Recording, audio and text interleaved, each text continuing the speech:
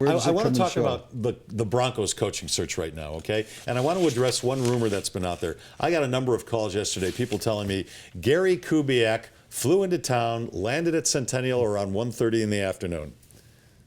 I know he didn't. Gary is in Baltimore, and Gary's going to remain in Baltimore and then go right to Glendale, Arizona to coach the Pro Bowl because the Broncos coaches pulled out, so the Baltimore Ravens coaches are going to the Pro Bowl. There are no Broncos coaches. They're all gone. Right. Well, the coaching staff had to pull out of the Pro Bowl. Yeah. So now the Baltimore Ravens will be coaching the AFC in the Pro Bowl. As of 9 o'clock. That's good information because I wondered if Fox was going to gather all these people that kind of don't like each other and go to the Pro Bowl. As of 9 o'clock last night, everybody should know, the Broncos hadn't even asked for permission to talk to Gary Kubiak, and they need to do that because Gary is under contract with the Baltimore Ravens.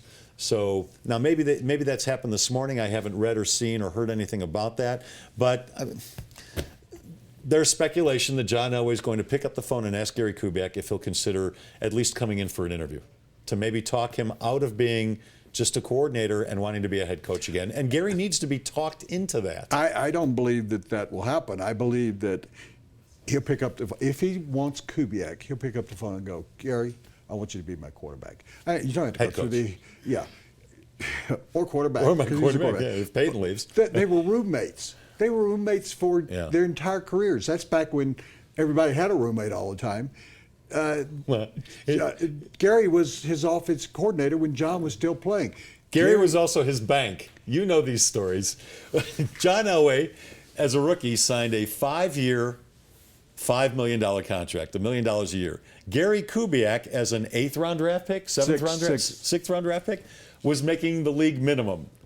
Yet whenever the two guys went out, they were roommates and they were rookies together. Whenever the two guys went out, John never had money in his pocket and always borrowed from Gary. So if nothing else, Gary needs to come back just to collect the money that John owes him. Yeah, so he paid him $5 million a year plus $642 that he still owes him. I can tell you, I also picked up tabs because I would go out with Keith. Gary was never part of that. Keith Bishop and John and I would go to one of those places where it was 11 beers for $1. They were into things like that. And can you imagine today if you did something like that? I mean, they brought you the beers at one. There would be 33 beers. They were in small plastic cups. There were 33 beers. We weren't going to drink all those, but it was $3. And I go, I got this one, guys. It's like McSorley's in New York.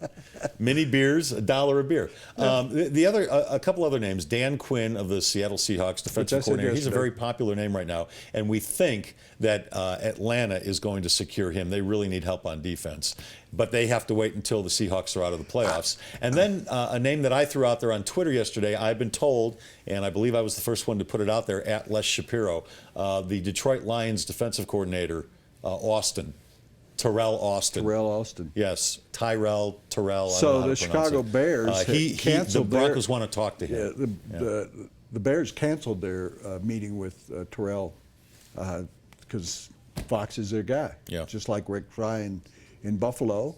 I wonder, I'm going to say this, and I don't have any inside information, but I do have a great source that, here's what he's told me. My great source. This is not a guy familiar with thinking or anything. He's a source. He said to me that John has two. He has an A-lister. I mean, not an A-lister, but an A choice. Yeah. And he does have a plan B. You know, he always says, I have no plan B. He has two guys that he is targeted. And this is not based on interviews. It's not based on anything else. He has two guys in his mind. Now, that could be Gary Kubiak and Dan Quinn. And I said to the guy, you have any names? He said, no. John has two names. And he said, I don't think he's telling anybody. Maybe one person, Joe Ellis. But Joe Ellis is the CEO. He's the president. President of the team. And so the two of them will work hand in hand in terms of John will make the decision, but Joe does have to give his approval. Well, and he does the contract as well. Yeah. So I don't know who the two names are. You could be absolutely right. We know it's not Urban Meyer. We know it's not John Fox. We know it's not Rex Ryan. We can go through but it could be Gary Kubiak.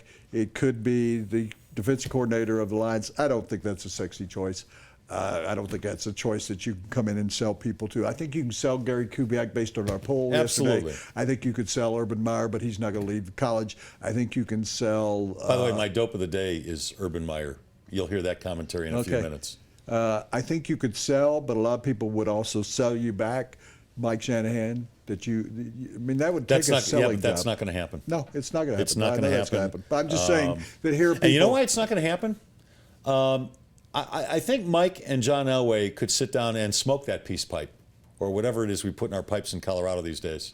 But I think there's still a problem with Joe Ellis, who really was primarily responsible for firing Mike Shanahan and bringing in Josh McDaniels. That would be a tough sell. It's not going to happen. What do you